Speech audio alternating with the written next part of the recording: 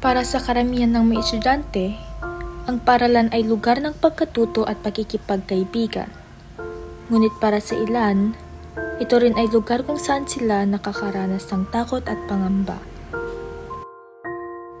Ang pisikal na harassment ay maaaring mangyari sa anyo ng pananakit, panunulak, o iba pang kilos na nakakasakit sa kapwa. Pagamat minsan ay tinatawag itong biro o trip lang, maaari itong magdulot ng malalim na epekto sa mental na kalusugan ng isang estudyante.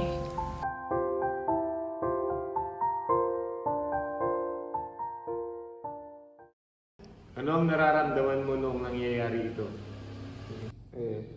Nakaramdam ako ng takot at hiya. Hindi ko alam kung paano mag-react dahil baka pagtawanan lang ako. Minsan inisip ko na baka ako pang magbukang mahina. Paano naapektuhan nito ang iyong mental health? Naging mas tahimik ako at mas iniiwasan ko ang ibang tao. Minsan nawawala ako ng kumpiyansa sa sarili at natatakot akong pumasok sa paaralan dahil baka mangyari ulit. Maaari mo bang ibahagi kung anong uri ng physical na harassment ang iyong naranasan?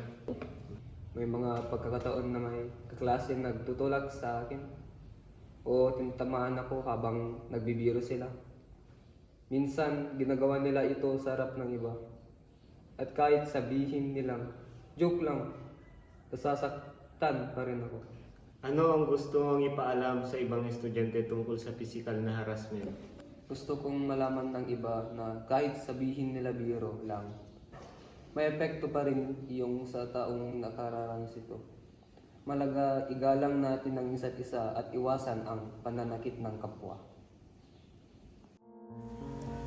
Ang physical na harassment na tinatawag lang na biro ng kanyang mga klase ay nagdulot ng takot, hiya at pagkawala ng kumpiyansa sa sarili. Pinapaalala niya na kahit biro, maaari itong makasakit ng malalim sa damdamin. Ang mensahe niyo sa mga estudyante tungkol sa pananakit o physical na panghaharas sa kapwa? Dito sa Apsay, tuloy lang ninyo na huwag mag-away-away, no? So, lahat naman ng bagay pwedeng pag-usapan sa mabuting paraan, no? Hindi kailangan na makipag-away ka, makipag-suntukan, no? You have to be a diplomat, no? Whenever you have a problem sa kaklase mo, mag-usap lang, or better ask the guidance of your teachers or the principal. Inform the principal, o ito, inaaway ako, no? Hinahamon ako, para hindi lang aabot dun sa punto na kailangan may physical contact na.